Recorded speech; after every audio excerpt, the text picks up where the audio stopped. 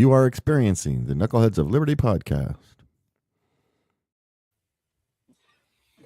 It is February 4th, 2026, and welcome to the Knuckleheads of Liberty, where we're bringing you the people and the organizations fighting for liberty around the country and in your region. Today, we're going to have a show where we talk about some of the recent high school protests of ICE and the walkouts that have been going on locally and around the nation. So we're going to spend quite a bit of the show talking about that. Then we're going to talk about some of the new taxes Democrats are proposing across the country and their push for affordability. We're going to talk about some of Donald Trump's ideas on how to get affordability in housing, which also I think both of those stories are a little confused. We'll get into those. And finally, in our Knucklehead Noise Patrol, we're going to talk about a little bit about some of the I guess unmasking ICE, I guess is the way to put it. And we'll get to that at the end so you can kind of see what we're talking about. But before we get to any of that, let me introduce you to our panel. Today I have with me Leon, the word Brathwaite, last word in Liberty. He is a retired engineer in the state of California. My name's Jason McPhee, and I'll be your host. And I also just wanted to remind people, too, that we have our Constitution, our local Constitution discussion group is going on every other week, and they're coming up on one tomorrow. I don't know if you'll see this in time. You may be seeing it afterwards. So if you hear me say tomorrow, remember this. Listen for the date at the beginning of the show. Don't want you showing up there and not having anything to listen to. But it looks like they're going to talk about the Declaration of Independence. They're going to spend a bunch of time on that. So that sounds like an exciting topic. But anyways, we always start out with a quote of the day, and this time it's one that's a little bit related to education. And so this time we have Arthur Schopenhauer, and he is a famous philosopher and author. And he had this quote that I thought was pretty relevant to issues of education and how kids are taught in the schools. And it says, there is no absurdity so palpable that it may be firmly planted in the human head if you only begin to inculcate it before the age of 5 by constantly repeating it with an air of great solemnity. So to me, I kind of think about a lot of the things that, maybe back in his day, maybe they were talking about religion, but I think about some of the things you hear the kids talking about today, and they're kind of hitting kids at that age with climate change and diversity, equity, and inclusion, and just a whole bunch of other concepts that, you almost feel like as a 5 or 6 year old, it's like, well, what are you teaching these kids? I mean, some of them they're maybe even telling them, to start considering what your sexual identity is at 5 or 6. Or your gender. Yeah. So there's quite a few things we're putting on kids a little early. I think Schopenhauer kind of agreed with that. Some of his ideas were, that we tend to propagandize our youth rather than truly educate them by letting them experience and then sort of, learn the facts after they experience things. So anyways, but, I thought that was kind of an unusual quote, and I thought it might tie in a little bit to what we're going to talk about with the schools a little bit today. What are your thoughts on this, Leon? I think repeating the lie over and over again is such a tool of the propagandists. I think someone I don't remember who had this quote that a lie can travel halfway around the world before the truth can get out of bed and put his pants on. So we are living in a world where this sort of propaganda, all sorts of propaganda, is being spread. One of the things that is going on right now, of course, is ICE. Now we have little kids leaving school, minors really, leaving school and protesting ICE. And I wonder how many of them even know what the acronym means. But here they are, they're talking about ICE must go, ICE out, ICE this, ICE that, and all these sort of things that are going on. They're having kids now questioning their own gender identity. Oh no, I could be a boy. if you were born a girl, or I could be a girl if you were born a boy. It just doesn't matter. This sort of propaganda is going on in our schools, but it is becoming true. It's becoming these kids are getting themselves into this situation because these lies are being constantly being repeated to them. Whether it's about ICE, whether it's about transgenderism, whether it's about um, a woman rights to choose, all these sort of things are being said over and over again, and then our kids are now beginning to take this into their system and take it as gospel, and they, as and they, well, they're not at an age where they could critically think about things. They're just gonna absorb the information and become part of their personality, and down the road can make them into very nice democratic voters. And this is the whole intent, to have our kids so propagandized, especially in the public schools, that they become good democratic, liberal democratic voters in the long term. This is a dangerous turn that have happened in our country, and it's happening in our public schools, where lies are being repeated over and over again, and kids are beginning to believe this as true, where the schools are in some cases trying to take over the roles of parents. We know this about the transgender issue for sure. As a matter of fact, we have a law here in California where a teacher is not given a right to lie to a child, to lie to the parents of a child who decides to change his or her gender. But thank God a federal judge has kind of put that on hold of ruled it unconstitutional. I think that's what happened. But these lies are being told to our children over and over again. Well, and this kind of Excuse begs me. the question, though, too, that it's is there really an authority that we should take for any of this stuff, right? I mean, it would be much better just to simply have a competition of ideas through competition of Yes. schools, right? If we didn't have central planners planning all the schools, then we could see what works. I mean, you could literally see different philosophies of education competing with one another, and parents would be able to just figure out which alumni are doing better and send their kids there. And that's that's the way a healthy market works, but that's not the way our school system works. It is All right. top down central planning, and if you get a bad idea at the top, it's going down to everybody. Yes, yes, absolutely, absolutely. Oh, yeah. It it really setting some dangerous things, putting some dangerous things in place for the future of our country, because these kids that we see around these days, they are supposed to be the next generation of leaders in our societies. You know, this is seriously problematic if we can't get these kids to critically think, because we have too many people propaganda, uh, loading them up with all sorts of propaganda that have no basis in fact. Yeah. So Yeah. And like I say, the even guy's absolutely right. it's almost like too, I almost hate to give the authority, because even if you think your side is right, that's the path to doom, is to give the central planner the ability to push that down on everybody. And you may get your way one day, but then it may be going in a crazy way the next day, right? So it better Exactly. just to have the competition happening and keep the bad ideas in check through competition. Yes. Um, Indeed. well, Indeed. anyways, let's talk about some of the protests we've been seeing. I mean, obviously, just to take it back to everybody, the reason that we're kind of having some of this protesting is, we've had a few fatalities in the enforcement where protesters have sort of collided with some of the ICE agents, literally in some cases, as with as with oh gosh, I'm trying to Nicole Good here, Renee Nicole Good, where she was in a car and she actually collided with an ICE officer who simultaneously shot her while that was happening.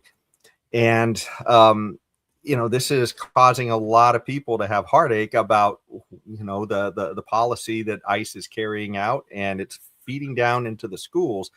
And I think that's kind of what you're going to see in some of these protests. So let's start locally here in Sacramento, and we're going to show some of KRCA's and local Fox footage about protests that sort of kind of nucleated around, it seems like, McClatchy here, and sort of spilled out on their journey to the Capitol last Friday.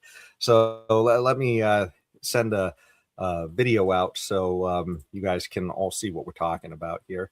Oh. Young people from across the region came here to the Capitol to protest against ICE activity. It is part of a national student walkout. Demonstrating together. Students gathered Friday on the west steps of the Capitol to protest federal immigration and customs enforcement activity around the country. So yes, this was happening at government-run public schools throughout the country, where essentially kids were being supported to come out and do a political protest. This particular story kind of starts at our McClatchy High School. So let's let the news take us there. At McClatchy High School in Sacramento, students walked out of class. This isn't a school-sponsored event, but that students do have a First Amendment right to exercise their voice, of course. With signs in hand and their voices loud, they marched to the nearby light rail station to make their way downtown. It's really, really empowering to see everybody out here with us. At the Capitol, hundreds of students from multiple schools and multiple districts coming together. And while the school said that they did not organize it directly, they sent a letter out to parents saying that they support the children's right to participate in these protests.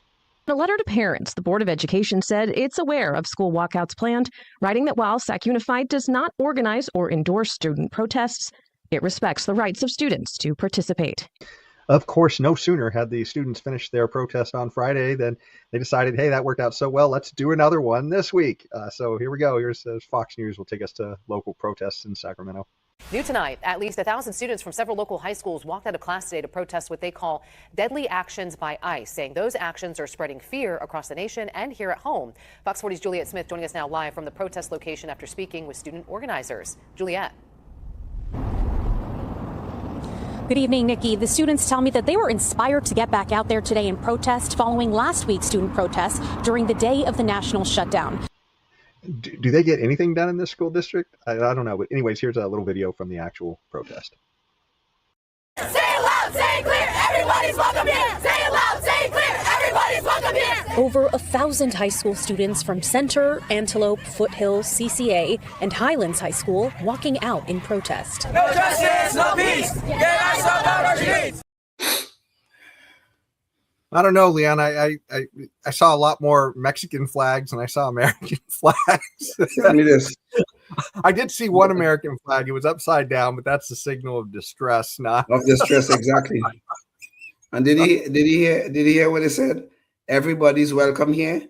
So these little soon to be liberal idiots are now telling us that the 8.5 million people in the world, they all should come to America. Everybody's welcome. The door is open, wide open.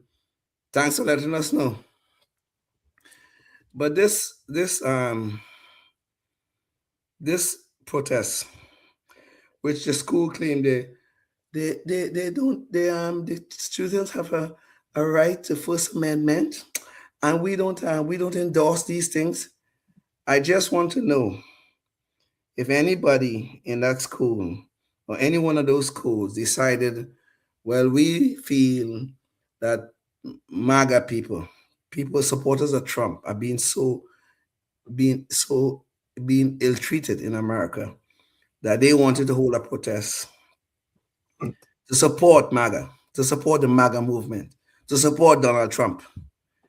Do you think these districts will be talking about, oh, these students, they just have a right to protest. We do not endorse these things. But notice in those things that are not endorsed, all of these kids have signed, a whole bunch of them had signs holding up. I wonder when were those signs made? Were they made during school hours? Yeah. I've actually heard that a lot of times the students get time during school hours to make those things. Yeah. But remember, they don't endorse these things, okay? But I wonder if the school district would be just as accommodating if they were out trying to support the MAGA movement or to support Donald Trump in any way. And what exactly are they teaching these children? That law enforcement is something bad, something evil, that we have to protest it? They are now teaching these children that when a police officer or any law enforcement officer for that matter, gives them a command, they shouldn't obey it. They don't have to. So when we see 10 years, 15 years down the road, some of these very students end up getting shot or, God forbid, being killed by law enforcement because they think they don't have to listen to the commands of law enforcement. And then you're going to have these same people in these school districts protesting the fact that the law enforcement officer shot someone in doing his job. And these same people started that. These same people planted the seeds of teaching these kids to disrespect law enforcement because ICE is so evil, you know.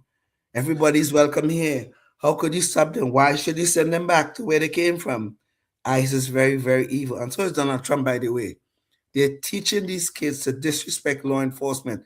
This is a dangerous route to travel because it's going to be ICE today. I'm sorry, go ahead, Jason. I was just going to say, the irony, though, of this is that, schools generally are teaching sort of a pro-government message a lot of time, unless it's not their guy in power, right? Yeah. And that's the case of Donald Trump. But, usually there's this incentive, right? If you have government schools, you're more likely to say, hey, we're for more taxes, right? We're for more growth of government because, hey, is my salary as a teacher is dependent upon the growth of government, right? And then more taxes for the schools. And, the teachers union gets more power when they have more teachers employed, right? Same thing with the prison guards union and all these other government unions.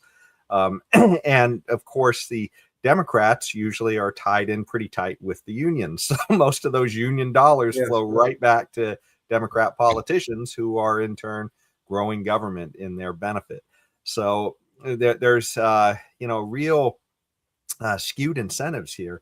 And it would be, again, this is why, there's no reason constitutionally why the schools need to be run by government. It just is an absolute fiction in most people's heads that they've got cemented in there because they all went to a government school. But it turns out that when you have competition, you tend to get better products, just like you do in a marketplace, and also a diversity of ideas as well, which is what's really important out there. And you're not tending to get that nowadays in a lot of these government schools. So this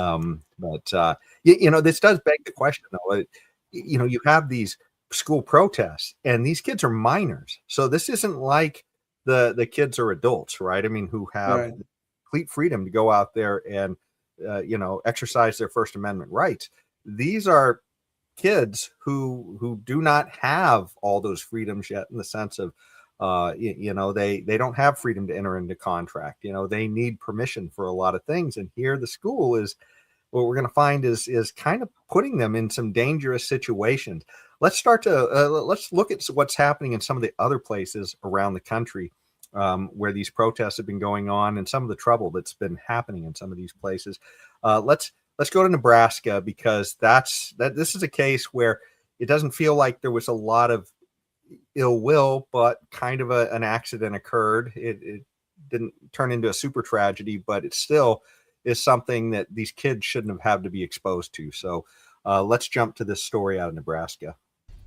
Fremont Public Schools tells us the student-led demonstration started around 2 this afternoon, just outside the high school here. And they say that administrators were supervising the protest, and at one point, students started walking out into the street. We spoke with several bystanders who watched the girl get hit.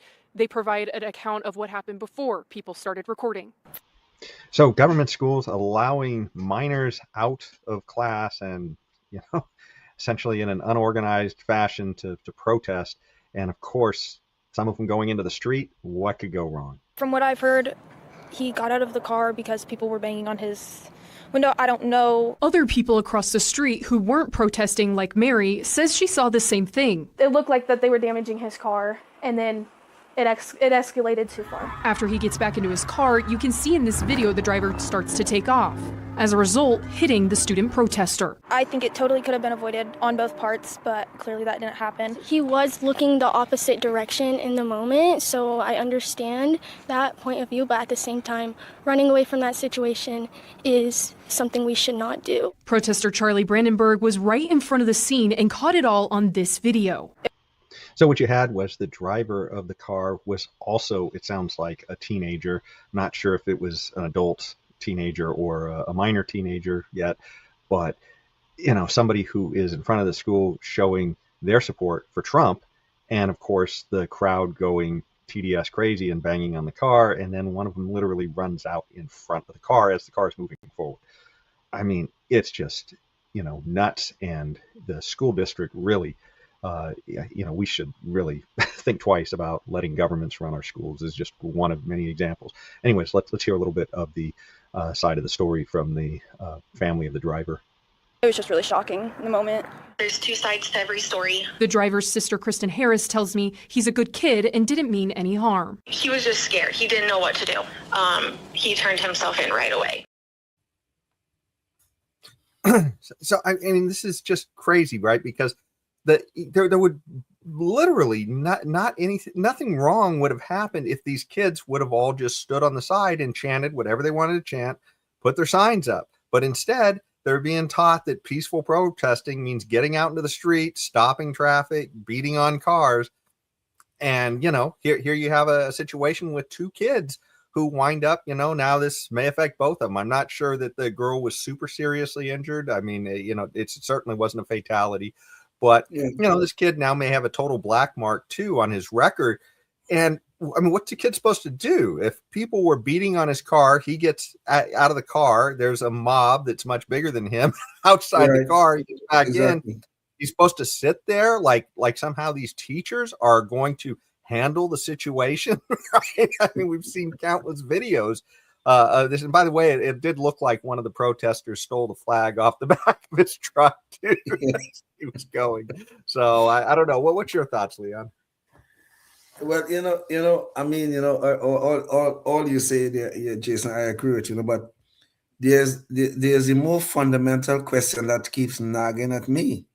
Why are these kids, minors in many cases, probably in most cases, outside the classroom during classroom hours and protesting? Protesting what? Are we teaching our children now that, yes, I'm not saying you should not be able to protest. It is indeed a First Amendment right. But are we teaching our children now that legitimate law enforcement now is a crime? The U.S. education system is ranked among the lowest in the developing world. There is no doubt about that. These teachers are not teaching them reading, writing, and arithmetic, okay, because our rankings are so low and pathetic in those areas. But you know what? They could teach them about transgenderism. They could teach them about ICE. They could teach them about sexual orientation and all these things, but not reading, writing, arithmetic. They are flunking in all those areas, and the teachers are still jumping up and down about, they want more pay. They want more pay. Teachers are probably the only people in this country, and probably bureaucrats like I was and you are, and bureaucrats who produce next to nothing or produce very little, who get bad results and expect more pay for it. This is ridiculous. What are you teaching these children by telling them to go out and protest legitimate law enforcement? What are you teaching them? You don't have to obey the commands of an officer. Pretty soon you're going to be driving. Police officer going to pull you over, and he's going to give you some command or the other. What are you teaching these children? You don't have to obey the commands of the officer? What next? Yeah. This is a road to anarchy. This is what it is. I am not saying you should not be able to protest. That is all right. Well, but all this damn nonsense we're seeing on TV, but mostly peaceful, but fiery, and all this damn nonsense we're seeing on TV, this is a real problem. And the media have chosen a side on this. And this is even a bigger problem because a lot of our fiery, but mostly peaceful protests from CNN, the Summer of Love. Our favorite from the Summer of Love. And so what are we to see next? What are we to see next? Well, speaking of what we are to see next, and I want to squeeze this in before we have to break from public access, but let's go to Arizona. As like I said, these protests were happening all over the country, and there were a few incidents there. So let's see how things worked out for them. A nationwide strike took place today, calling for a day of no school, work, or shopping as a way to protest ICE and its enforcement practices. Here in the Valley, Sky 12 was over several large walkouts and protests as crowds of people demanded an end to immigration enforcement in Arizona. Organizers say the protests are in response to recent ICE actions, including the 2 fatal shootings in Minneapolis. No school or no shopping to protest ICE. What could go wrong? Well, let's take a look at what's going on in Arizona. They marched to the state capitol, carrying signs, all with the same message. Right now, we are fighting, as you can see, against ICE. ICE is terrorizing our streets, terrorizing our people. One of many large protests across the valley calling for ICE operations to stop. But of course, kids being put in this situation, there's going to be some trouble. And of course, there was. Let's hear about some of the arrests. Mesa police tell us they did arrest 2 middle school students at Poston Junior High for throwing objects at officers. In Chandler, outside Hamilton High School, police say an anti-protester wearing a mask and carrying a gun started interacting with multiple students, leading to a teenage girl throwing a water bottle at him. Police say the masked man asked to press charges. The student was arrested for assault and disorderly conduct. You'd think at the very least schools might be able to teach what peaceful protesting is, because everybody seems to have the wrong idea nowadays. But anyways, here's a little bit of video of some of the students throwing bottles at officers. And we just received this video from Mesa Police Department of that incident at Poston Junior High, where you can see it's from the perspective of a Mesa motorcycle officer, where on the left side of the screen, it appears to see a student throwing a water bottle at another motorcycle officer. As soon as they see that, they get off the bikes and immediately take down the student, putting her in handcuffs. Also in that video, you can see what appears to be a second water bottle being thrown. Again, this was just released within the past 15 minutes. We are still waiting for more information on this situation. But again, all these arrests are being announced hours after these protests ended. So, it's not like this is the summer of love protesting or anything, but still, it's just this idea that these kids are being put in this situation.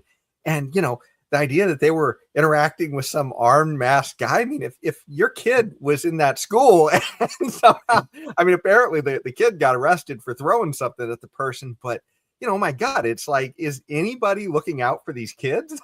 I mean, it's nuts. I am just hoping and praying that one of these ambulance chasing lawyers, many of which we have decorating the landscape of our great land, will sue these school districts for endangering the life of our children. Because that's what they do. Leon, I think we're going to have to leave your happy thoughts there for the people on public access, because we're out of time for public access, but you can catch the rest of this conversation is going to go on. We got a lot more to talk about at knuckleheadsofliberty.com. So go check it out there. So anyways, Leon, back to the show. You go finish your, yes.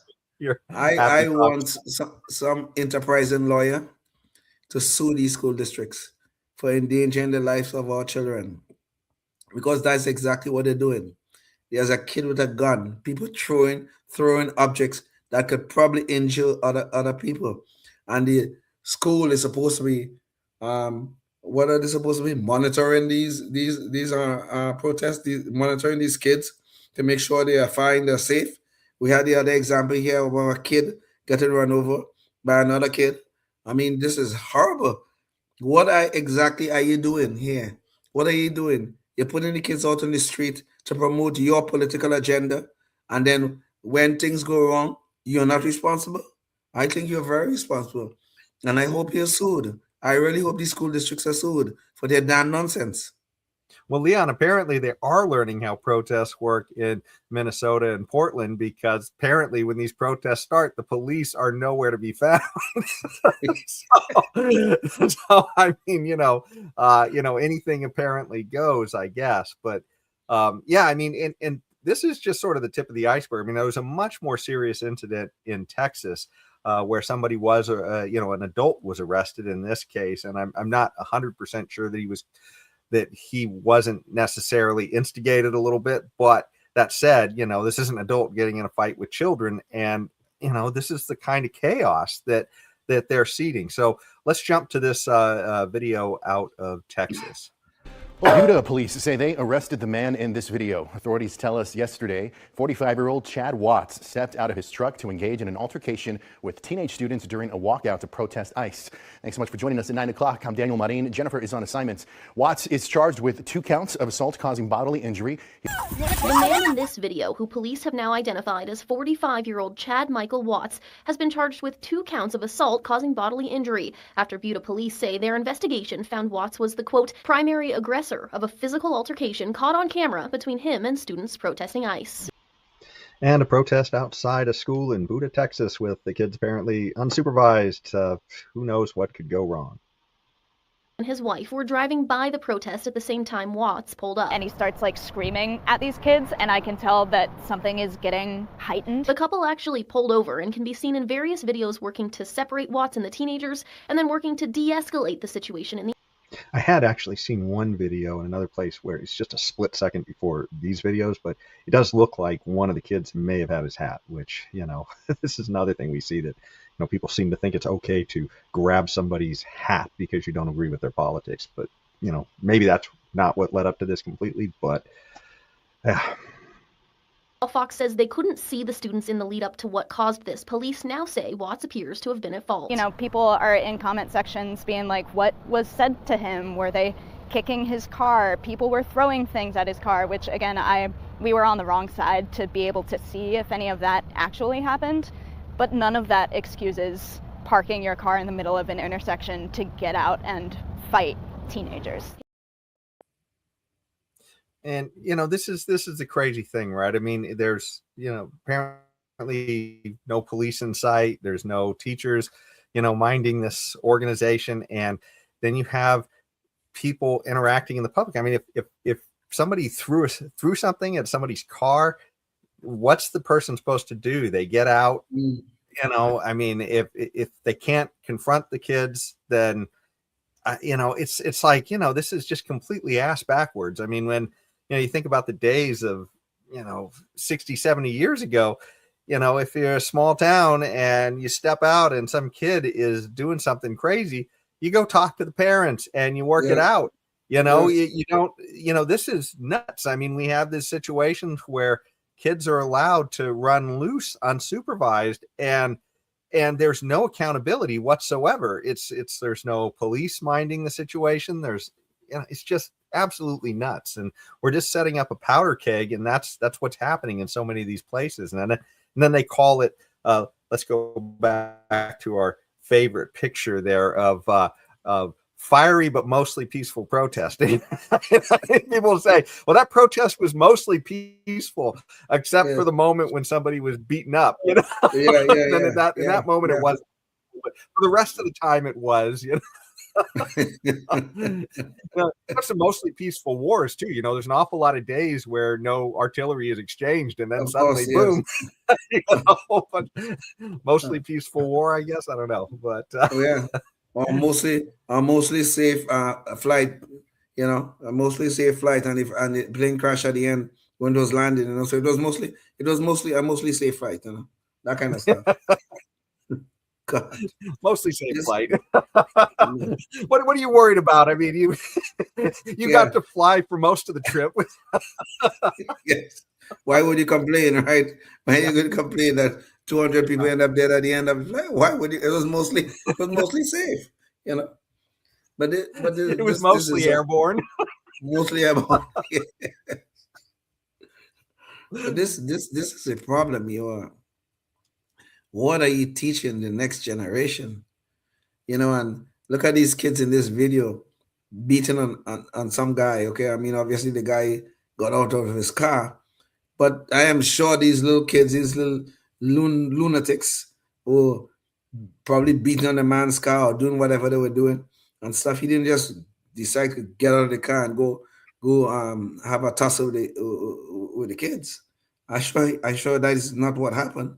There must have been something else behind that. We don't know for sure, but one thing we do know is that we've experienced a lot of this where there is a moral outrage that is being taught, I guess, and especially, you know, with people wearing MAGA hats, right?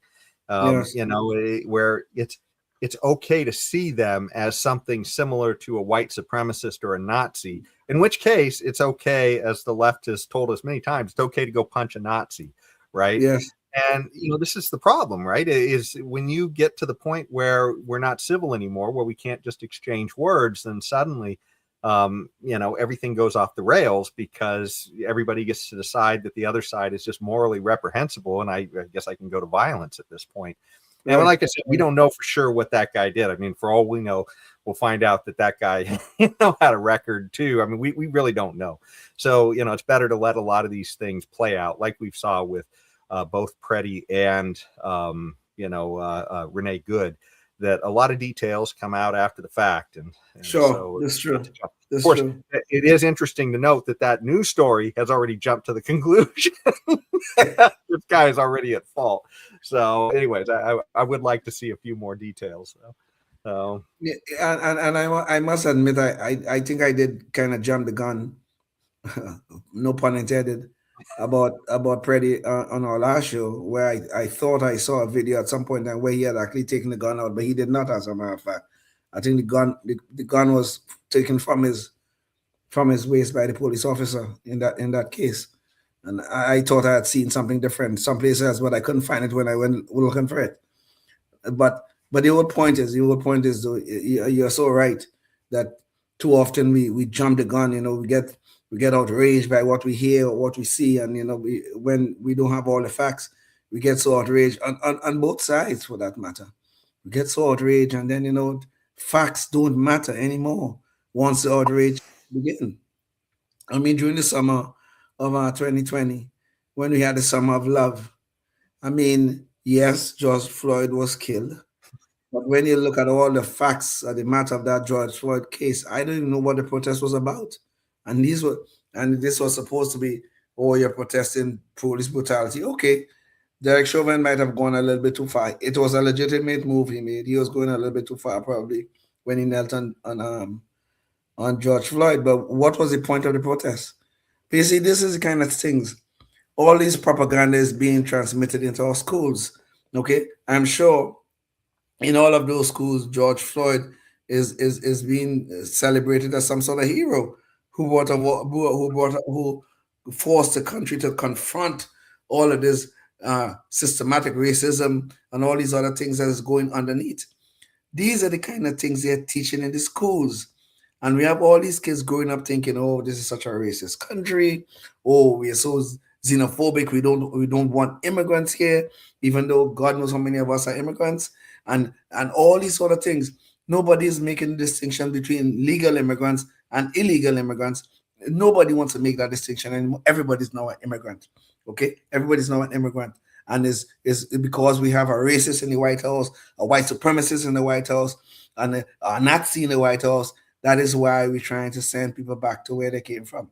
It is so ridiculous that people are they're not teaching our children to critically think, which is the most important thing you can get out of education, is critical thinking. We are not seeing that in our public schools. We are only seeing a bunch of propaganda, and we're seeing them letting kids out.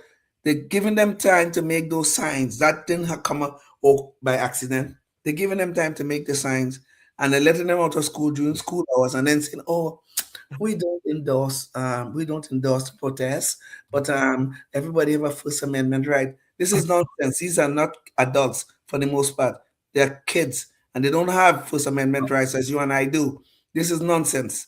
So, well, Leon, I remember when I was in the 6th grade in public school, and I had a teacher, and there was a school strike like there is, it seems like every 10 years or so. This was in the Sacramento City Unified School District. And the teacher was literally telling us that during class time, right? I mean, this time we're supposed to be learning, and he's telling us about how we should go and tell our parents how the teachers deserve more money. I mean, taking up class time to propagandize kids who have, no skin in the. They're not responsible enough to understand their skin in the game. The skin in the game that you have as a kid is that education is for you. That guy is using up to propagandize you to go get more money for himself, right? I mean, that is a kid's skin in the game, but that's why we don't give kids these kinds of responsibilities, because they don't know at that age, right? And I mean, this is, but anyways, it's just, when you talk about propaganda, been there, done that. But I experienced that, I should say. Indeed. Yeah, but you were right in the middle of the point, so I just didn't want to let it get away. It's fine. I think that was a lot better than what I was about to say anyway. Yeah. But the point being, though, we have to teach our children to critically think. We have to get them back to that. Otherwise, we will never. Otherwise, we're going to have another generation of kids being lost in terms of the education that they are getting. I was born, on a personal note, I was born a British subject, okay, because Trinidad was a British colony until 1962. So you're limey then, right? Yes. I, of course, was born in 1956. But the point being, though, despite colonialism, with all its bad baggage, a lot of it is bad, the British did something in Trinidad which I think is wonderful, or was wonderful. They left one of the greatest education systems I think that I could have experienced. I came out of there doing calculus at 14. I came out of that system being able to be a critical thinker of things. And I think I'm sure I'm not unique in this thinking, despite all the bad stuff of colonialism. And this is what is being lost now in our schools. There's no one teaching our kids to critically think. All they're getting now is a propaganda, whether it's about transgenderism, whether it's about race, whether it's about whatever. Is the propaganda, left-wing propaganda for that matter, is being mostly taught in our schools. This is not good for our children. I mean, sure, you want to question things you see in society. If you think ISIS, some of their tactics are probably a little harsh, fine. You could advocate to have the laws changed. That's no problem. You can do that. But to talk about everybody's welcome here, or to talk about law enforcement now is essentially a crime, or any such things, is to show the lack of education. And I mean, this will go back to your point, Jason, but the public schools, which is really the government schools, they're teaching what the government wants them to teach. This is garbage. Our kids are not getting better off because of it. Some of these kids are from very poor families, and education is the one tool that they have to escape the poverty, to make something of themselves, to have that the next generation be better off than the previous generation. And these teachers are squandering it for their own political agendas. This is a crime. This is sincerely a crime. It's not ISA committing the crime. It's these teachers and the teachers' unions in the public schools are committing the biggest crime upon us by taking our tax dollars and propagandizing our children so that they could become tools for the left. This is horrible at every level. Yeah, one of the best quotes on this subject, and we've used it on the show before, but is Frederick Douglass, and he has the quote that knowledge makes a man unfit to be a slave. Indeed. And I mean, if you really think about what that means, from a man who was born a slave, yes, and through education, he broke away from slavery, through self-teaching to a large degree, but, a little bit of help early on as well, because I think it, somehow he was in a situation where I think somebody taught him a little bit, and he just took a hold of that and really, really did the most he could with it. But the issue is that's what our kids are supposed to be getting now, is an opportunity for education. And we're throwing them into a government jobs program is what we're doing. I mean, that's the real point of what the government schools are, is it's just a big jobs program. I mean, you think about when there's advocacy and, strikes and all that, there's no strike to say, hey, our kids' education is terrible. Where can I get a better education? No, the strike is, how can this teacher make more money? How can these superintendents get more money? How can the staff, the administrative staff at the school get more money? Right? It's never about, oh my God, we failed these kids, so giving them a pipeline to prisons. That's not what what any of these advocacies are for, and it's just horrifying. And I mean, it's so apparent, and yet people just aren't realizing it because we've all come up through this government-run education system, and most people are just not that skeptical of it. So, but anyways, speaking of Seattle, I don't want to get too far off track, but there is a little bit of investigative pressure starting to happen in some of these districts about why some of this protesting during school hours is being allowed to happen. So let me show the video on that. They were in the front of the school. They were at 7-Eleven, just a few with signs. It was a lot going on. And the police, like some of the police were surrounding the school. Some politicians got wind of this. State Representative Danny Alvarez tweeted Tuesday saying he wants politics to stay out of schools. He said Leonard High Principal Denise Savino needs to have her credentials stripped. In a letter to the state education's commissioner, he claimed Savino encouraged students to participate in a national anti-ICE protest during school hours, saying she has, quote, violated the law. So in Florida and some other places, some of the politicians are actually starting to investigate some of these schools to figure out if they're breaking the law by letting the kids go out and protest. Let's hear what this Teachers Association representative has to say about what they think their position is in allowing students out. Nellis Classroom Teachers Association President Lee Bryant says he supports the idea of students participating in their First Amendment right, but agrees that the faculty cannot lead the initiative. Anything like this should be absolutely student-led. Teachers should stand back, be professional, but don't stand in the doorway. You should leave your politics at the door, but you should also encourage your students to think critically. Meanwhile, Texas politicians are also beginning to sound the alarm about investigating some of these schools. And earlier today, students at Fort Bend ISD's Elkins High School walked out of class to protest ICE operations.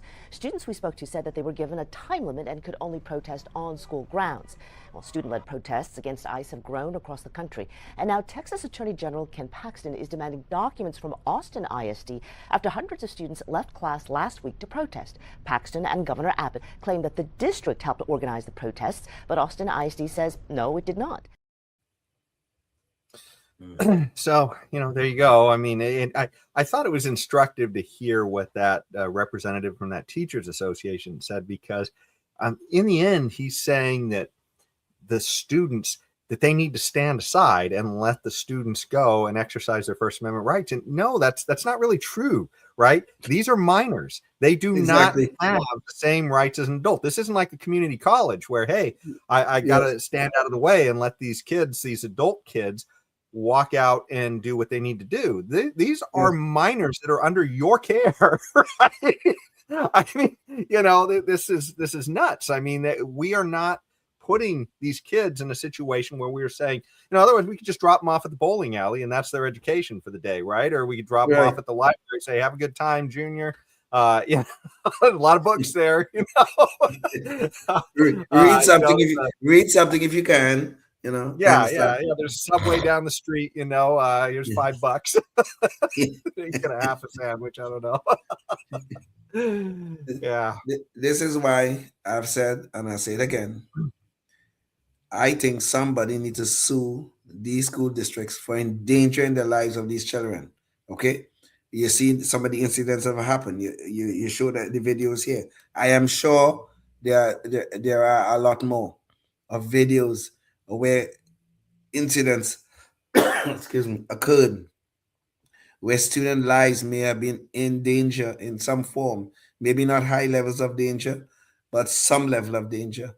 These districts need to be sued because they're claiming they're not endorsing the protest, but they're allowing the kids to make signs. They're allowing them to take time off of school. And like you said, Jason, you're absolutely correct. These are minors that are under their care. So anything that happened to them, it falls on their shoulders. So these districts need to be sued and put in their place for this damn nonsense that they're doing.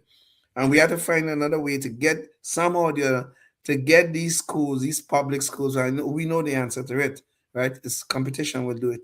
to get these privatize schools the to school. That's what you really need to do. So, Yes. because I mean, this is nuts. I mean, we always talk about, oh, sue the police department, sue the school, sue whoever is a government agency. Well, you're just suing yourself. I mean, it's not like they're Exactly. reaching into their own pocket; Exactly. they're Yes. reaching into your pocket to pay you. To pay for their nuts. damn nonsense, which is true. It is true. But Yeah. but at least you're right about what you just said. But at least it will deter some of the nonsense. It won't deter all of it by any stretch of imagination. But we got to put these people on warning. They got to know that there are parents out here who care about the education of our children, not the propaganda. We got to let these people know this. Well, to me, what would be a much more interesting exercise for the students in some time that's fraught with, political unease or something else, organize a school-wide debate, or something like that, where, that the children have to be assigned sides and they have to go research for their side so they can make their arguments. I Sure. remember I was put in that situation when I was in middle school, and I had to argue on the side that the Civil War wasn't about slavery, and that, of course, was the unpopular side. And I was stuck with that, but it was a good learning experience, and of course the popular kids got to argue that it was all about slavery, and of course it was things were roses for them. But the point is, though, that was a good exercise, and it's a good chance for people to try. It's like John Stuart Mills said, if you don't understand the other side of the argument, then you don't even understand your own side, right? And I mean, this is what a good liberal education is about. And unfortunately, what we seem to be getting is this, the emperor's new clothes type of education, where everybody's just taught to point and say how wonderful the emperor's new clothes are, right? Whatever that may be, whether that has to be with, the transgenderism or climate change or, whoever the political leader is at the time, it's just nuts, but that seems to be a lot more of what we're getting in education nowadays. Indeed. That is one thing too. Oh, I'm sorry. Well, I was just thinking on climate change, that would be a much more interesting thing, because that is sort of a big political topic. And it would be wonderful if the kids had to have a debate in their school, school-wide debate, yes. where research each of their sides and then come together and discuss that, and that's, anyways. Yeah, go ahead. Instead of just having the propaganda drummed into their head day in, day out, and they just accept it without question. I mean, I think the your science idea is about settled.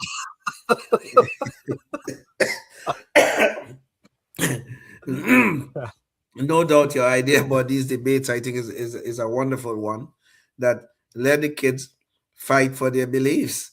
At least they will have some understanding of what's at stake here. But I mean, obviously they will not understand in the way an adult would, but at least they'll have some understanding of it. But instead of this propaganda being rammed down their throats to the point where they believe, climate change is such a threat to our existence, and transgenderism is a real thing, and George Floyd was this saintly man who that evil Derek Chauvin just killed, without cause, and on. Then that nonsense goes on. We just need to get these kids to start critically thinking. But the only way we're going to do that is through competition in education, and that is severely lacking right now. Well, and I think any issue that you could argue that's certainly less skewed than 90-10. I mean, obviously we don't want to necessarily waste time if there's, one flat earther in a million to sit there and spend all the time debating the one flat earther. Right? Not to say that couldn't be a fun exercise, but there's also a lot of other things that are competing for our time. Right. Yes. But there's a lot of issues that maybe are 80-20, 70-30, 60-40, certainly 50-50. The idea that we have any issues that are as close to 50-50 as or we're 60-40 as what's going on with ICE, and to just assume that one side is evil and the other side is good is nuts. I mean, that's what debate is for, so that we can get these ideas out on the table of why people think the way they do. So yeah. But anyways, I wish somebody would have gone on the street and just asked these kids what does the acronym ICE stand for. I bet you most of these kids don't know. They give you a cold stare, right?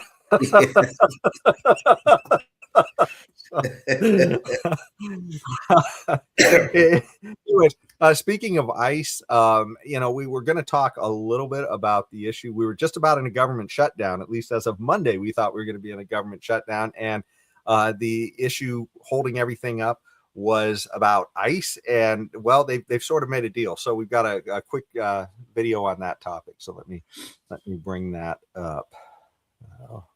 The government is now reopened, but here comes the hard part, Major, because remember, as part of this deal that the president struck, by the way, with Democrats, was to remove funding from DHS, long-term funding, just pass a 2-week extension of funding to buy time to negotiate over potential policy changes to immigration enforcement. That's going to be a really long road ahead, Major, and they have only got about 10 working days to do it.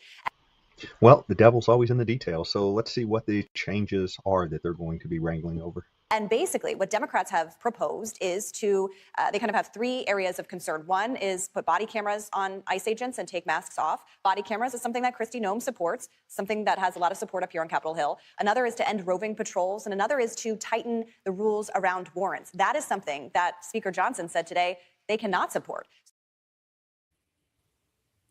Well, so it sounds like there's still going to be a lot of heated debate in the next couple of weeks about ICE.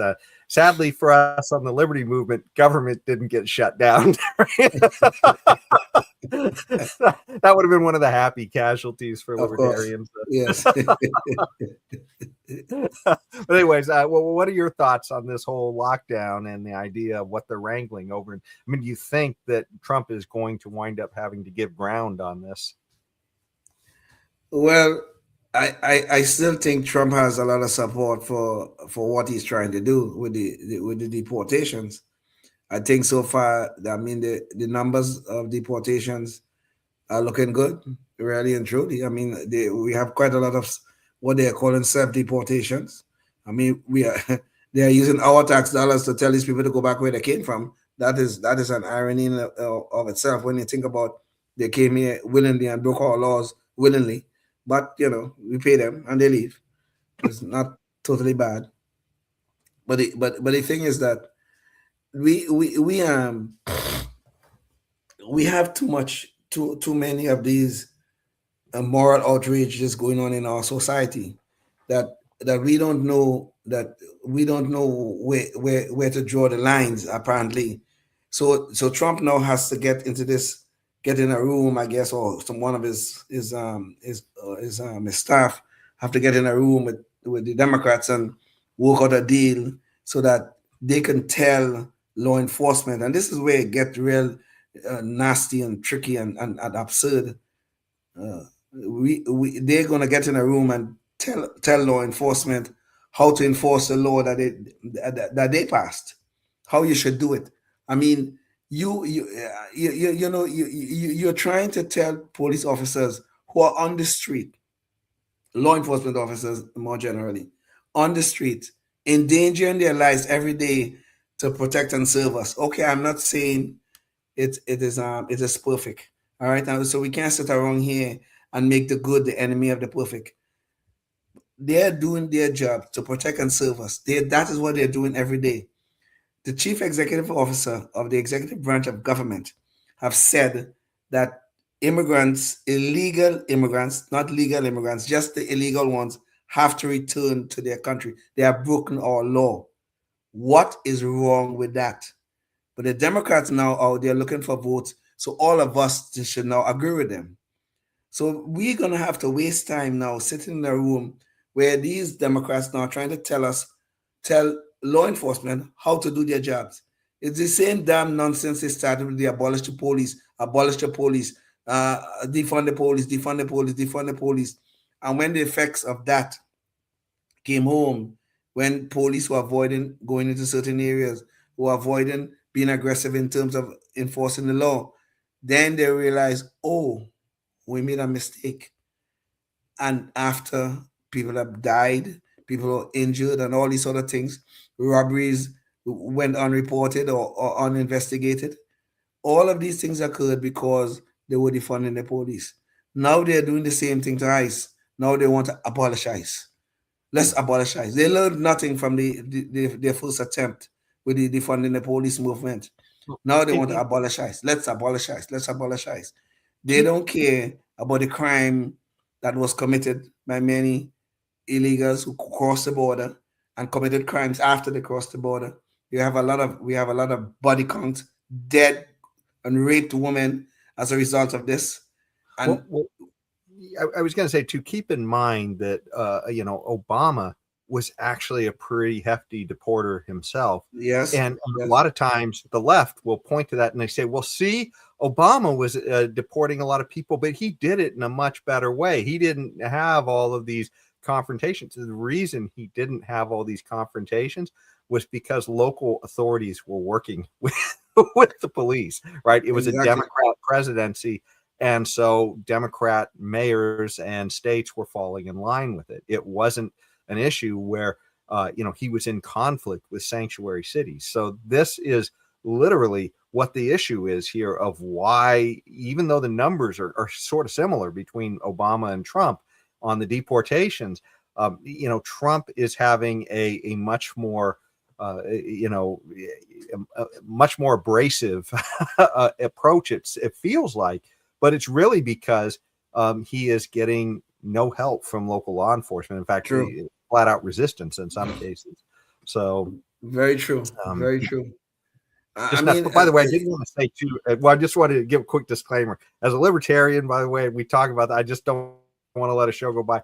We're generally for immigration, just as long as you eliminate the welfare state, right? This is a Milton Friedman thing, and we're, generally for that. So I just don't want people to get the sense that we're anti-immigrant. And Leon is just a little more guarded than me on it, but he's still mostly pro-immigration, right? Leon, you are absolutely. Yeah, I am an immigrant, but I am now an American citizen, proudly so.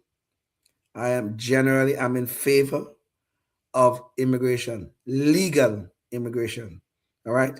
I do not want people getting up in any country they choose and decide they're going to come to America and they're going to just cross all borders without consequences. I'm not going to stick with that. I cannot agree to that. And though this guy, Milton Friedman, is one of my favorite economists, he and Thomas Sowell are among my favorite economists. This quote of his, I have a slight disagreement with. Jason and I have litigated that on our show previously. But in general, I believe in immigration. We have slight differences on this. Yes, we do. We do. We do. I mean, in principle, I think we're both there. It's just that I believe that fighting to end the welfare state is hopefully possible someday. You're kind of thinking that's never going to happen. Therefore, we just can't. but I mean, in principle, if we could both wave a magic wand and eliminate the welfare state, I think we would both be exactly where Milton Friedman is talking about. It's just what we both think of as the practicality of getting there. We're a little bit different. Right, exactly. I think that's a fair statement. That's a fair statement. Yes. Yes. So, so anyways, yeah, I'm glad we could. I just don't want people to walk away and think that somehow we hate immigrants on the show just because. Well, then I would hate myself, Jason. I would hate myself, right? There you go. Yeah. By the way, before we get too far away from the school thing, there's one little thing, and I hate to go back to this, but all of this happening, this whole protesting in Sacramento happening, while at the same time the school district is on the verge of being taken over by the state. I mean, that's how poorly run the Sacramento City Unified School District is. They turned around, the teachers struck a few years ago, and they just asked for more money, and they gave it to them. And now, of course, they're going to have to cut a ton of programs for the kids. And You know, this is what we're talking about here. You know, it's cuts for the kids. It's not cuts for the teachers. It's cuts for the kids, right? Where are the people striking for all those kids, right? Who are going to be losing out on things in their education? It's non-existent, right? And that goes to show you exactly, you know, what the real sham of this whole thing is. You know, if you Yes. have private school system where schools are competing, they have to compete for your child to go there. They have to show that they have a good product. They can't get away with, you know, just destroying your education, pipeline to prison, and they walk away with the paycheck. That just is completely morally bankrupt, and that's the current system we're in. So anyways, so go ahead. Yeah. Okay. You know, Jason, in all of this, I truly have to blame parents, because year in, year out, kids are coming home with report cards or however they deliver the grades to the parents, or whatever it is they're teaching in schools. Parents are just not engaged in their children's education, and kids are walking through the system from K to 12. And at the end of that, they get a diploma. Some of them could barely read the words on the diploma. And parents are not engaged enough to realize what is happening to our children is not education. So the parents are at fault here, because the parents also are the voters. And we are allowing this to happen. We are allowing this disgust to happen.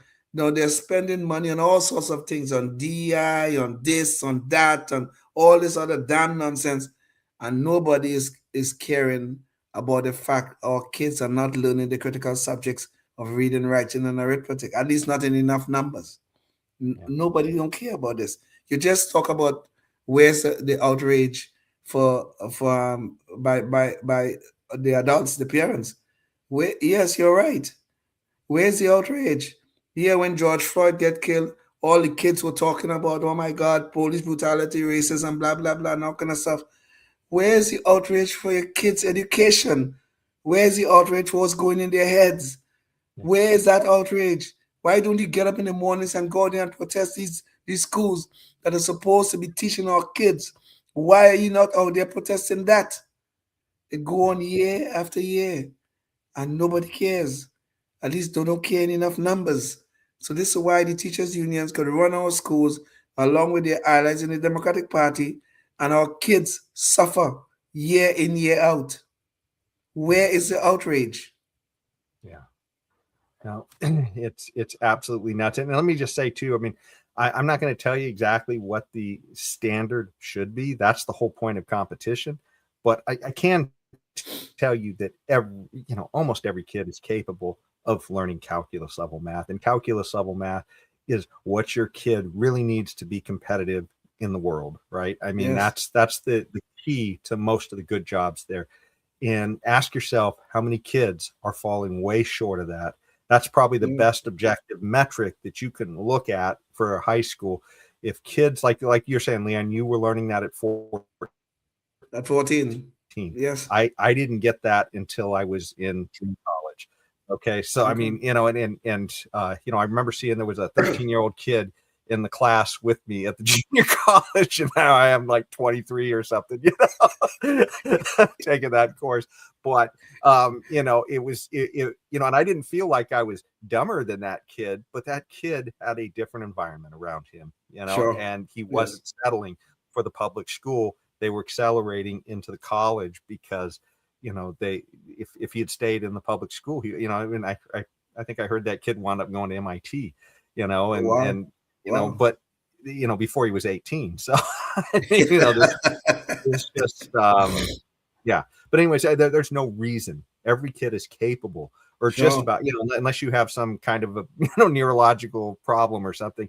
Every kid is truly capable as a human being of learning this stuff. But we are selling ourselves short by allowing the government to have this most important of responsibilities, and it's not in the Constitution, folks. Indeed. So Indeed. yeah. Anyways, Total agreement, Jason. Total agreement. Let's jump to taxes, okay? Because if there's one thing that Democrats love more than running schools into the ground, it is taxing you. So, and there's a whole bevy of new taxes that they're going to be hitting you with in different places. So let's jump to the video here. The mayor says the city is $12.6 billion in the red, and he wants to raise taxes on the wealthy and big businesses. And what we are going to do is exhaust every option to make it clear that the time has come to reset the relationship between the city, its wealthiest residents, its most profitable corporations, and with Albany. From coast to coast, Democrats are spending the new year trying to find ways to tax us more to make life more affordable. You can hear kind of what's going on there in New York, a huge budget deficit there from past ill-conceived policy. California, they're trying a wealth tax to dig themselves out of a hole here, and that wealth tax has already succeeded in driving a lot of billionaires out of the states and the future revenues that they would have paid. And they're also considering a vehicle mileage tax too. But it's going on everywhere. In Virginia, they recently had a change of leadership in their state house from Republican to Democrat. And of course, they're piling on the new taxes there as well. Uber rides and food delivery to home repairs and dog grooming. Virginia Democratic lawmakers have proposed a wide-ranging pile of new or increased taxes on everyday Virginians. Virginia Democratic Senate Leader Scott Serville introduced some of these proposals and defended others. When I asked about the state's enormous $2.7 billion surplus, Serville said that's going to be spent to cover Medicaid costs. He then explained the new taxes are intended to raise money to pay for government-subsidized affordable housing, schools, and financing Metro. So in Virginia, they had a huge surplus, and apparently that wasn't enough because there's no limit to the things Democrats can spend money on. And so let's hear this Democrat politician explain a little more of what they're trying to do.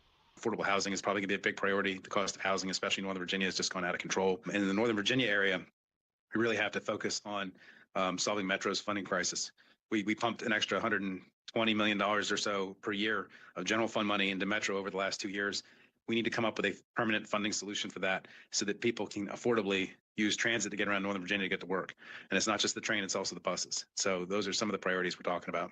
Now, those are some of Democrats' spending priorities. We have not heard cost-cutting priorities yet. Did ask Serville, how would any of this, raising taxes, make Virginia more affordable? And the math ain't mathin'. So there you have it. Tax your way to affordability. The math ain't matting. Okay.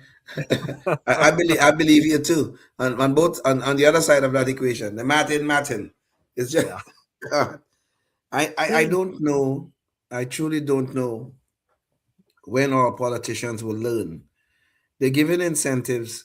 When people go out and they work hard, they are destroying the incentives to work because you punish people by charging them a higher tax rate all the time. You know, you start making your first $50,000. Oh, you get a new tax rate. You go to 75,100, you get a new tax rate, and on it goes. It is always this: you're being punished for success. And then when you ask the Democrats about it, you know, why are you punishing that? No, we're not punishing that. We just want people to pay their fair share. That's all we want, their fair share.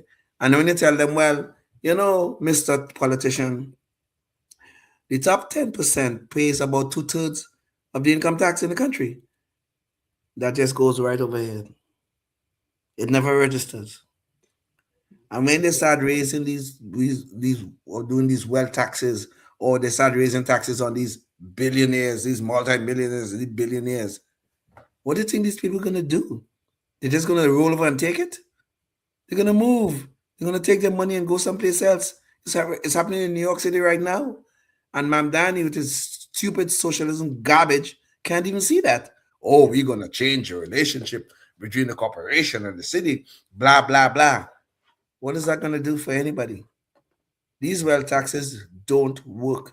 They have been tried in various countries in the world, and they have failed every single time. France, Belgium, Italy, all of these places have tried wealth taxes, and they end up the same place, in the garbage heap of economic ideas.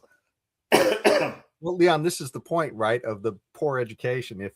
If you could critically think your way out of a bag, you might understand that fair share is kind of an empty term, right? And you would probably want to see that quantified, right? That's a dirty word. They don't want to put an actual number to it. They just want to keep saying fair share, and you know, this is the problem, right? So Anyways. and the idiotic things is that every time you raise taxes on the high earners, right? The people think that the high earners are just gonna take it. They're gonna find ways to pass it along. Now you hear Bernie Sanders always talking about we're gonna raise taxes. We have to get those corporations to pay their fair share. So yes, you raise your taxes. Now it's gonna cost the corporation an extra $1 million to do their business.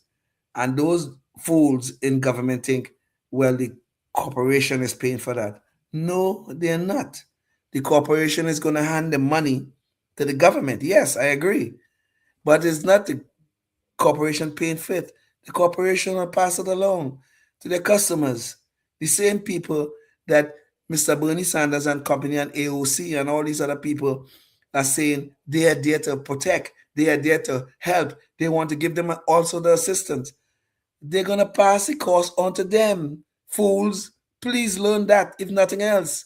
Is the taxpayers, is consumers and employees and ratepayers and taxpayers who end up paying for all your damn nonsense, always. Yep. No, that's pretty much the way of it. And, but I tell you, though, these economic ideas, I'm sad to say that they don't only live on these bad ideas, don't only live on the left. Occasionally, some of them creep into the right, too. So, yes, I have to say that leads us to talking about Donald Trump. I mean, one of the things that, we're not really going to get into tariffs, but I just, you mentioned the corporate, tax, and, almost anybody who's on the right understands when you say tax the corporation, that tax is going to find its way into more expensive products, right? I mean, yes. It's going to get passed along. And yet somehow some of these same people believe that if there is a tariff on goods coming into the country, that somehow it's a magic money pool and you're going to make money by taxing those goods that are coming toward you. You're going to pay for them just like that you would if you tax the corporation. And I mean, this is, I'm not saying there might not be some kind of an angle to try and level the playing field, maybe. Mm-hmm. But the way you hear some of these people talk, it's like, oh my God, look at all the money we made on tariffs. Where did that money come from? It just flowed like manna from heaven. Come on. Yeah. But anyways, it's funny. We talked last week about one of Trump's ideas on credit card rates and sort of price controls on that. So today he had another idea, and it has to do with how he wants to make housing costs more affordable. So let's hear him out.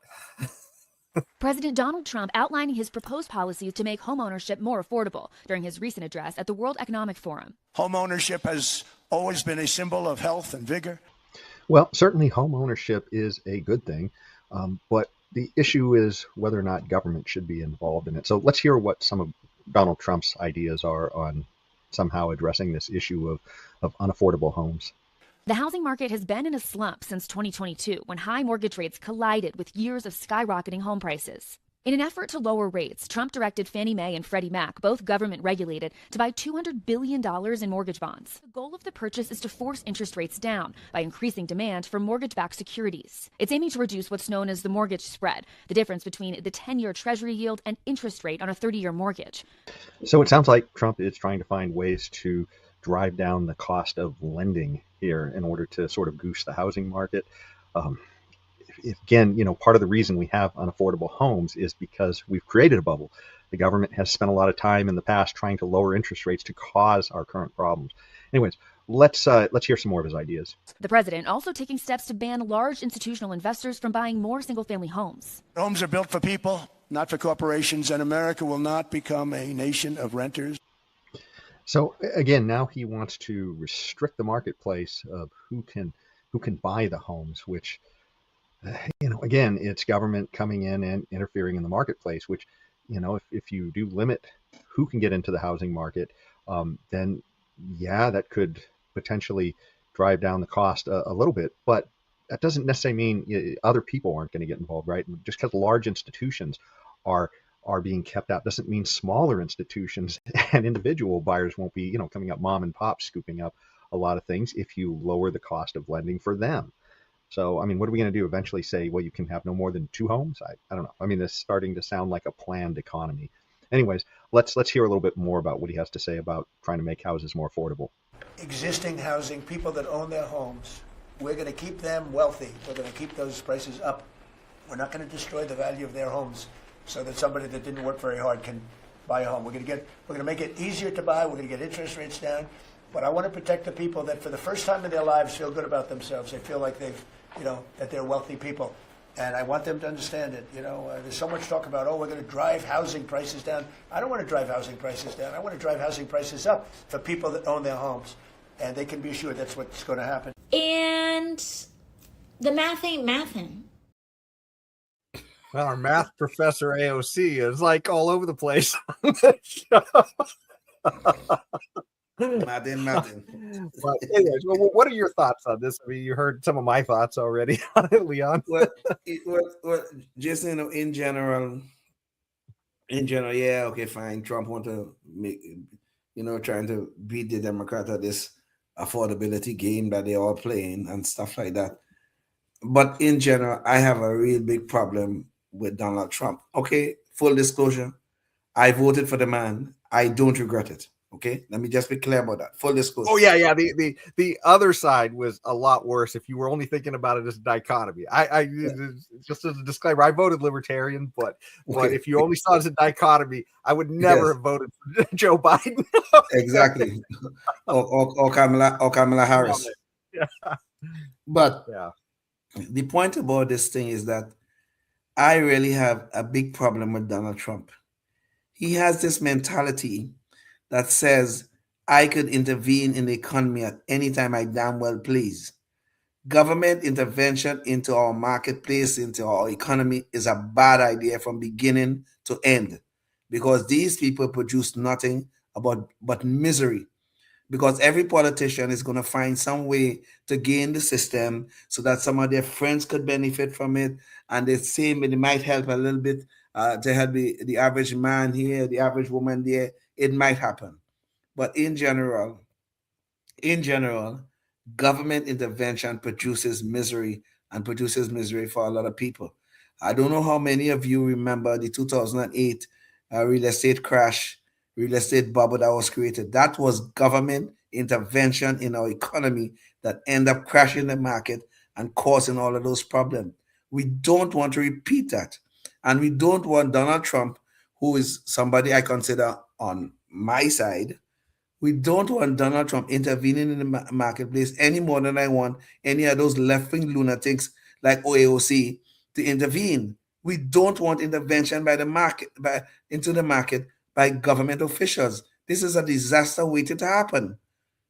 Yeah, and keep in mind too, it's not that the current system is working well, but the current system isn't working well because we've already had a lot of government intervention, right? Exactly. Before Trump.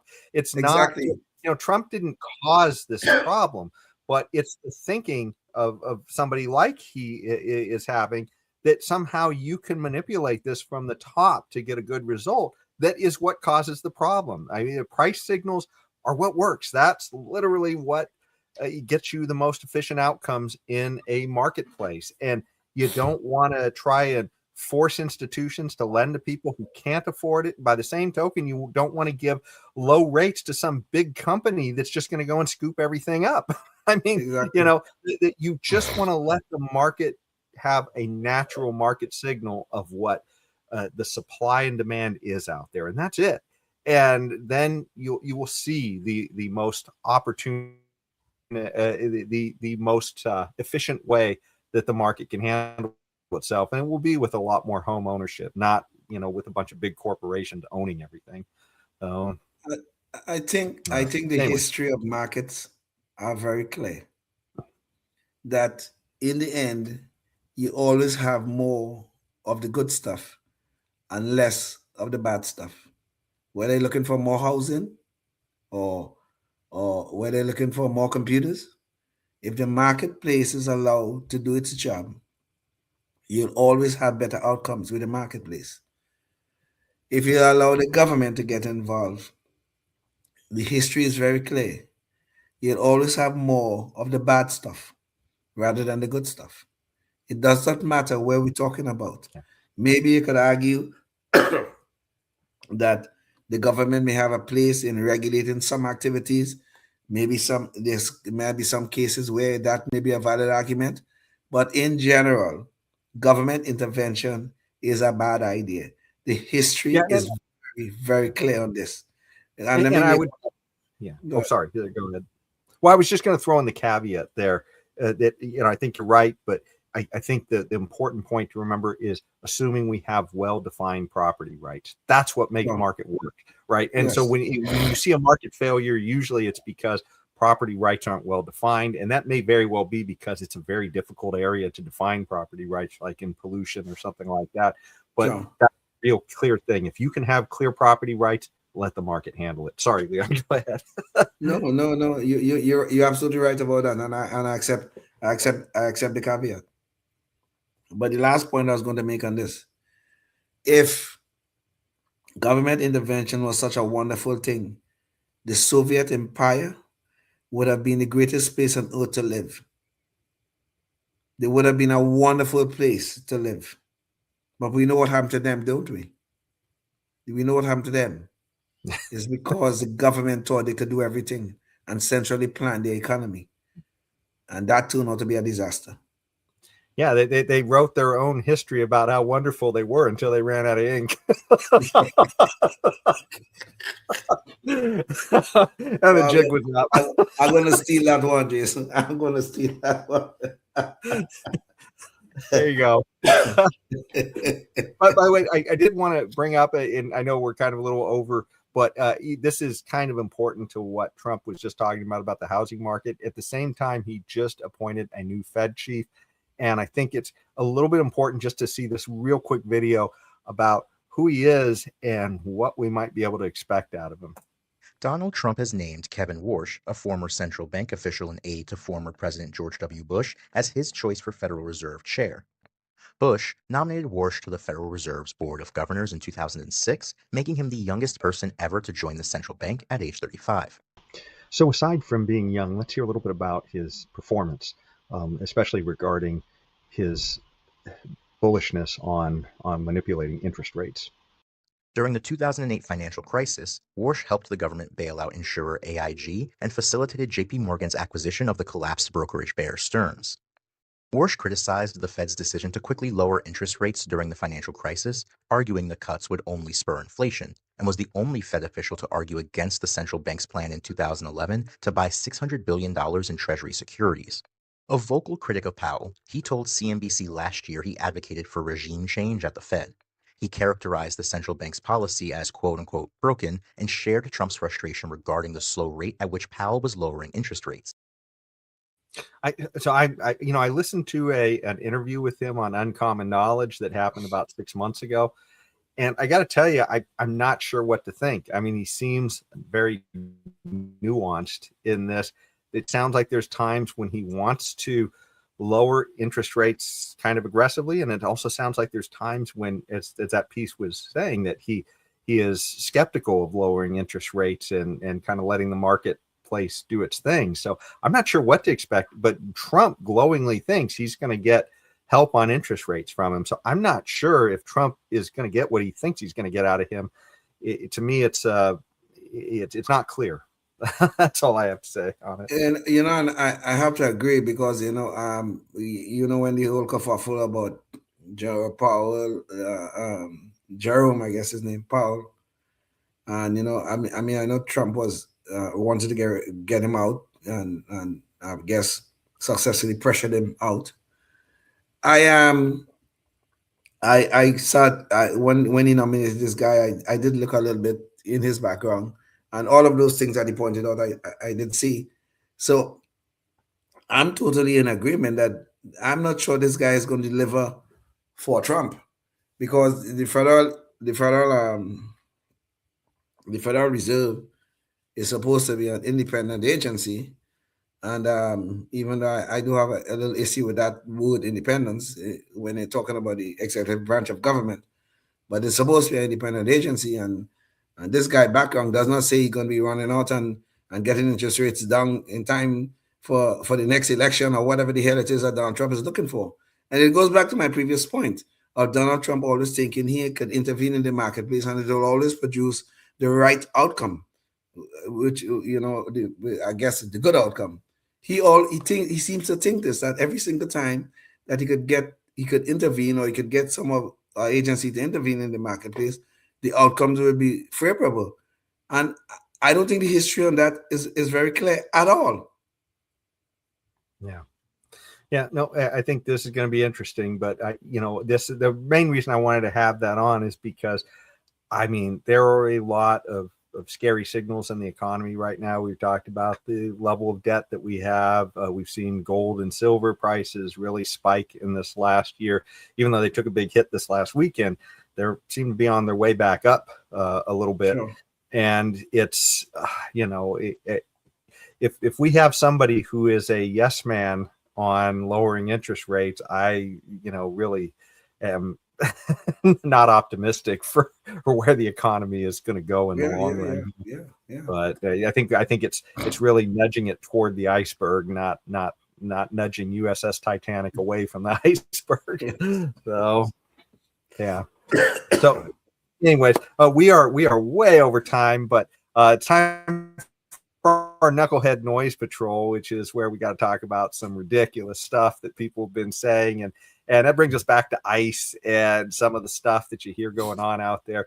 And I tell you, one of the things you can't help but see is where all of these people on the left just keep comparing ICE to sort of Hitler's SS police, or white supremacist or whatever. Well, we just kind of had a sort of an unmasking occur at ICE, with all these issues about ICE agents wearing masks and everything else. Let's kind of see how that went for some of these guys on the left. Furthermore, there's a reason why we have not seen a resurgence of the Proud Boys. And that is because I believe a lot of them are likely made ICE officers who have been kidnapped. Did you just say ICE officers are militia? Yes, have you not been paying attention? Yeah, they think certainly you're mirror stretching the a little Gestapo. bit. That's very. I don't think I'm stretching anything. I kill people. But Tiffany, you're saying that you're just making a supposition here. There's no concrete evidence of you actual got to be careful. That's way. So this is pretty much where anybody who has observed the left over the last couple of decades understands that no matter what it is they're talking about, they always seem to get to race at some point. And here they are essentially.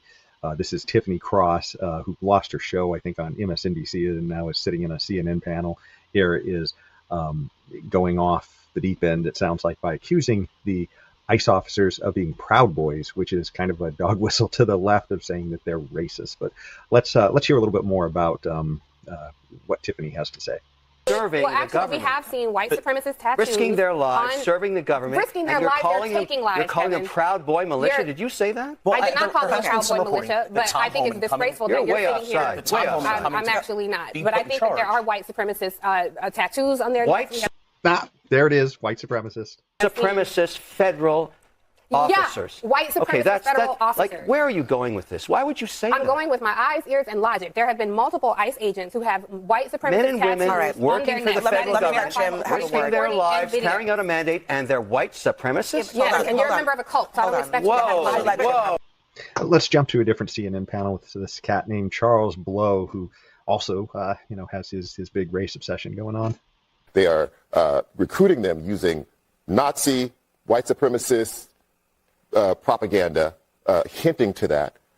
And then people see that. People who don't recognize it as Nazi or white supremacist, maybe they just join anyway. But the ones who do recognize it see it as a hint, the same kind of hint as stand back and stand by. No, there it went from white supremacist to now it's Nazi. First of all, how dare you sit here and accuse ICE agents of being Nazi, Gestapo, and white supremacists when they are enforcing law? You just insinuated that they're apparently recruiting others. You said they're recruiting others, and then it's a dog whistle for others to then apply to that. Absolutely. Second of all, well, I think the only way we could top this level of race derangement is if we seek out Ta-Nehisi Coates. I don't know that I've seen before the president of the United States attempt to build what I can only call a white supremacist army within the government, one that will outlast him. That is new, and I don't know what else to call it, given the propaganda and the recruiting. That like I don't know what else what anybody else would want me to say. Well, journalists have just unmasked the 2 ICE agents who shot Preddy. So now it's a chance for us to see who those Nazi white supremacists were hiding behind those masks. The journalists over at ProPublica have released the names of the 2 Border Patrol agents who were involved in the fatal shooting of American citizen and VA nurse Alex Preddy. Now, here's what we know. They're identified as 43-year-old Jesus Ochoa and 35-year-old Raymondo Gutierrez.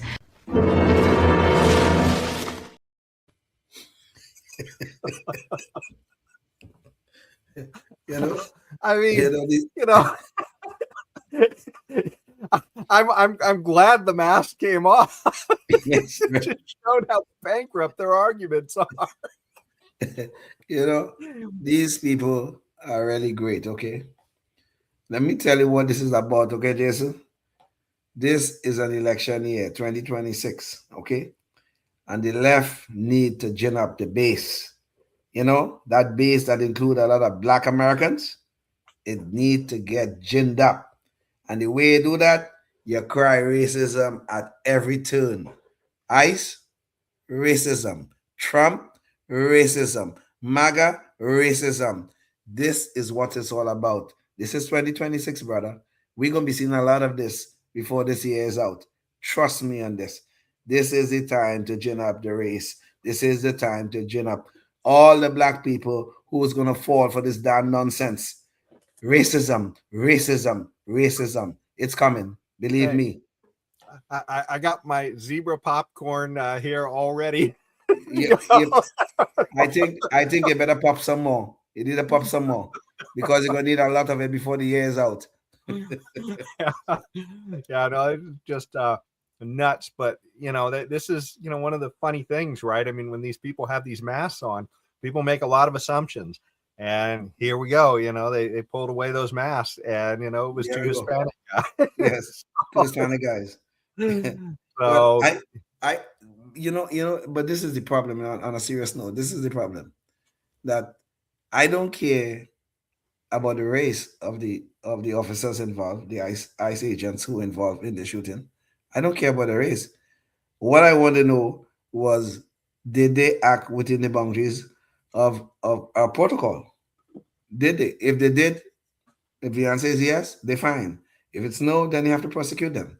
But you always have these damn people like Tiffany Cross and all of them. I don't know how long Abby Phillip is going to remain with this show, because I'm sure that by now they're losing money. I guess the only reason that they probably stay afloat is because of Scott Jennings. He's a member of the panel who's a permanent on the show, and he's the voice on the right. But these people are constantly looking for answers through the lens of race or ethnicity. They're always looking for the answers there. And no matter how many times they come up with zero, they always go back there. Everything is race. Everything is ethnicity. Everything is something along those lines, but it's all political propaganda. And that was a part of the issue too with this whole Don Lemon Church raid too. That it was just everything had to do with Don Lemon is being persecuted because he's Black and gay. Yes. Is what Don Lemon will tell you, right? No, I think they would have gone after any reporter who was on that side, who was taking sides, going in and essentially trampling on people's right to worship. Exactly. So yeah, it's anyways. I just hope and pray Don Lemon end up in prison. That'll be one of my greatest joys this year, quite frankly. Well, Leon, I don't know if you have time for one last joy, but I did have one extra Knucklehead Noise Patrol, but we've been going long, so I'll leave it up to you. Do you want to hit that last one, or do you want to save it? Let's save it. Let's save it. I think My voice is getting at the end of it. At the end of its tenure tonight. Okay. Yeah, I won't be like the central planners and just force you to keep going. Don't worry, I know what's best for you. Oh.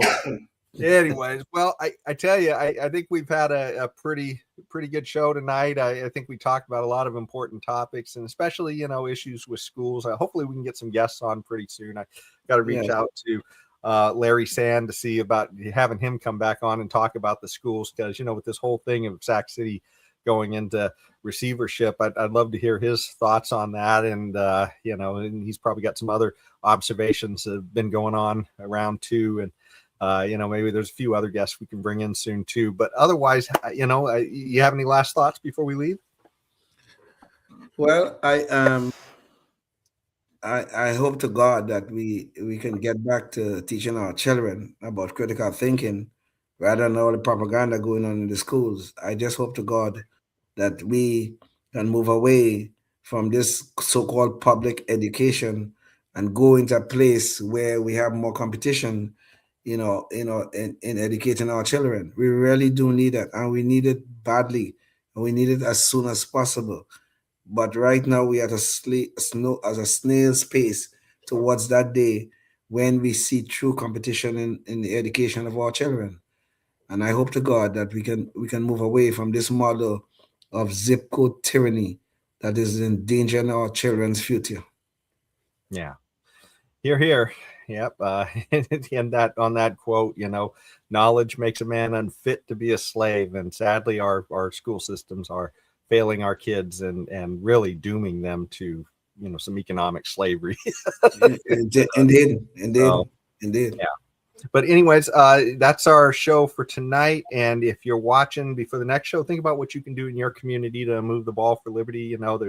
See all kinds of people. They're going out there. They're being journalists. They're, documenting some of the fraud they see. You could, lend a hand to the Libertarian Party in your community. Probably all kinds of ways, like we're talking about this Constitution discussion group here. There's all sorts of people out there who are probably trying to do things in your community. Just figure out who they are and where they are and see if you can get involved in moving the ball for liberty.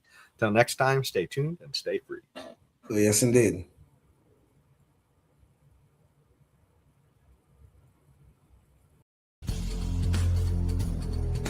Life, liberty, and the pursuit of happiness, always and forever. Thank you for listening to the Knuckleheads of Liberty podcast. Find us on Facebook, Rumble, YouTube, your favorite podcast network, and at knuckleheadsofliberty.com.